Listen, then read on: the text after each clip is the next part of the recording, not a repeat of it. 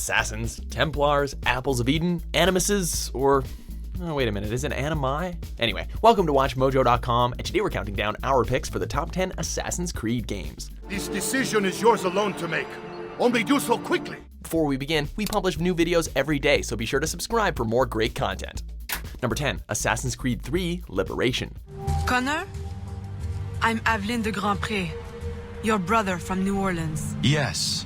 Achilles told me you would come. Liberation was initially released as a Vita exclusive before making its transition to consoles and PC as Assassin's Creed Liberation HD 2 years later. The game takes place in a refreshingly original 18th century New Orleans and features the series' first female protagonist in Aveline de Grandpré. It was your typical Assassin's Creed fare with a few Vita tweaks, including a unique multiplayer experience and the use of the console's camera, gyroscope, and touchscreen. It had a beautiful setting, and the protagonist was an interesting departure from what came before, but aside from that, it was pretty standard. Our liberation is upon us. Number 9, Assassin's Creed Unity. I have a different task for you. Come with me. It's true that Unity had a rough start. You may have heard of it. It received mixed reviews from critics due to the game's broken controls and performance issues, and gamers were left massively disappointed, especially since Unity was coming off the invigorating Black Flag. However, we have to give respect to Ubisoft for their restorative efforts, as the game is pretty good now that it's been patched up. The story missions are well-paced, engaging, and challenging, and the game's version of 18th century Paris is perhaps one of the series' most detailed and beautiful. Give it another shot, you might be surprised. Pope Clement, hear me? Before this year is out, you will answer for your crimes before God Almighty! Number 8, Assassin's Creed. You must make for the village. Destroy these invaders. Drive them from our home. It will be done. While Assassin's Creed wasn't perfect, it was the game that started it all, so of course it deserves a spot. The game's primary story takes place in 1191 during the Third Crusade, which provides it with a unique and fascinating environment for players to explore. The game also utilized some revolutionary movement mechanics, which allowed for fun traversal through the detailed landscape. That said, its shortcomings were numerous, including the incompetent AI and quite repetitive missions. However, these flaws left room for improvement. This game was the cracked and imperfect foundation on which the now flourishing series was built. The student does not defeat the teacher. الشيء واقع مطلق بل كل ممكن. So it seems. Number 7, Assassin's Creed Revelations. God damn it, I'm still in the Animus? Quite a shock you suffered out there. Rebecca, get me out of here. Serving as the finale to the Ezio trilogy, Revelations was a solid exit point for the series, but it certainly wasn't much of a revelation. The game was the same solid Assassin's Creed experience we'd grown to love over the preceding years. And some new gameplay implementations like the hook blade kept things relatively fresh and exciting. However, it was around this point that the series was beginning to show its age, as fans were experiencing some franchise fatigue. That said, it was still a more than worthy send-off for Ezio, and we got to applaud it for that. Here at last, I discover a strange truth. That I am only a conduit for a message that eludes my understanding. Number 6, Assassin's Creed Rogue. We are responsible for killing innocents and destroying cities. This mad grab for power. It ends now.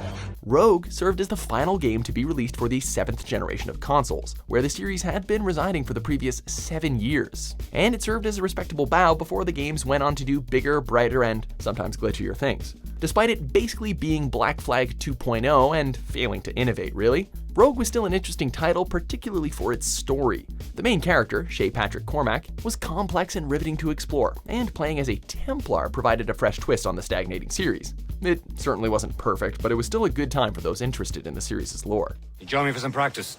Soon. I've got other business first. Number 5, Assassin's Creed 3. I think we're here. After the slight disappointment that was Revelations, it was make or break for the Assassin's Creed series. Luckily, they more or less pulled it off with Assassin's Creed 3, despite some imperfections.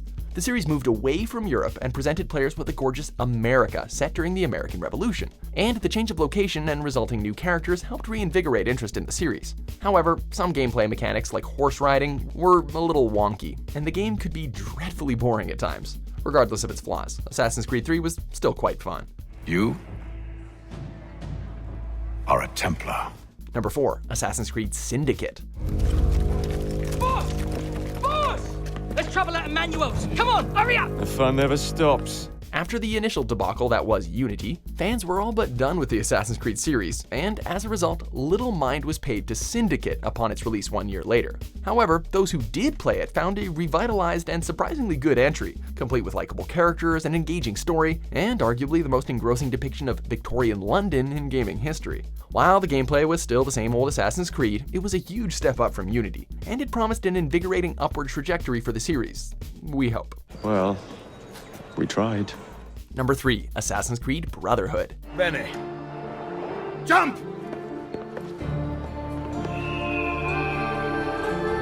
After the stellar release of Assassin's Creed 2, fans were left clamoring for more, and Brotherhood definitely delivered.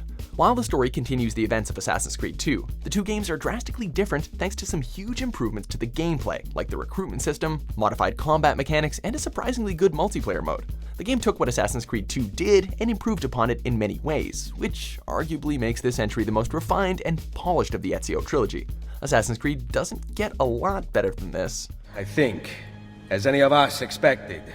Number 2. Assassin's Creed 2. Never change. And may it never change us. While Brotherhood may have perfected the mechanics of 2, it was this game which truly put Assassin's Creed on the map and provided gamers with one of the best experiences of the 7th generation. This one shifted away from the Crusades to Renaissance Italy, and the move did wonders for the series. The environments were breathtaking and littered with fascinating historical figures and original characters too.